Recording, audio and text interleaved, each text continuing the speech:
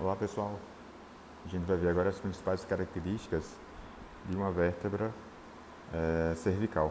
Aqui nós temos uma vértebra mais ou menos no meio da região, tá? O que a gente observa logo de cara aqui? A gente observa um corpo vertebral, que ele é pequeno, tá? Em relação aos demais.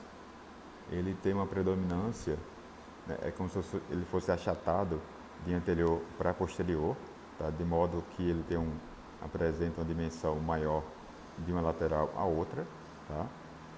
Ele tem duas elevações, aqui ó, são essas, a gente chama de unco do corpo da vértebra. Tá? É típico da região cervical, mas a gente pode encontrar também na primeira torácica, tá? Que é uma vértebra de transição. Tá? Uma outra característica aqui das cervicais é justamente isso daqui. Ó. Observem que essa margem mais anterior ela é mais inferior em relação ao corpo de um modo geral. Então, se a gente pegar essa vértebra aqui, ó, tá? Essa parte mais inferior, né, da extremidade anterior, ela é um pouco mais longa. A gente observa nessa outra aqui também. Ó. De modo que quando elas estão articuladas, aqui, ó, quando elas estão articuladas, né, ela passa um pouquinho da sua margem superior. Tá? Então isso é típico da região torácica, região cervical, desculpem.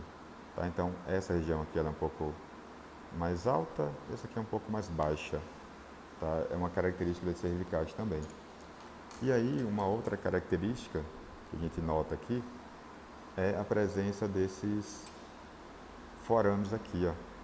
Então aqui nós chamamos de forame transversário, porque ele vai ficar justamente aqui ó, nessa região. Nós chamamos de processo transverso. E se é processo transverso, nós chamamos de forame transversário. Tá?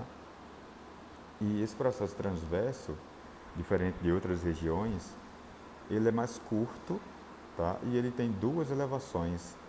Tem essa e essa daqui.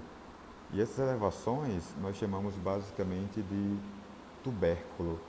Então aqui nós temos um tubérculo anterior e um tubérculo posterior. Tá? E entre esses dois tubérculos, nós temos aqui ó, essa região, que dá para ver bem aqui nessa, então tubérculo anterior e tubérculo posterior. Então isso aqui nós chamamos de sulco, que é o sulco, tá, do nervo espinal, tá, que é isso daqui. Tá? E aí uma outra característica das cervicais é o forame vertebral. Observem aqui, esse é o forame transversal, tá?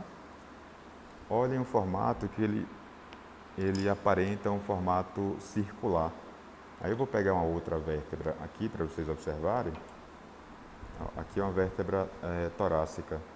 Observem o formato que ele é menor em relação às cervicais e ele é redondo.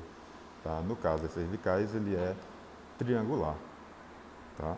E também tem um espaço muito amplo, justamente pela mobilidade maior que existe nessa região. E aí o que nós temos mais como característica dessa região?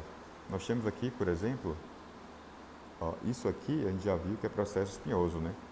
Normalmente esse processo espinhoso ele é bífido, né? Ele tem duas projeções e normalmente as projeções são de tamanhos diferentes. Se a gente observar outras aqui, ó, tá? Dois tamanhos diferentes e ele pode ser assim também, ó.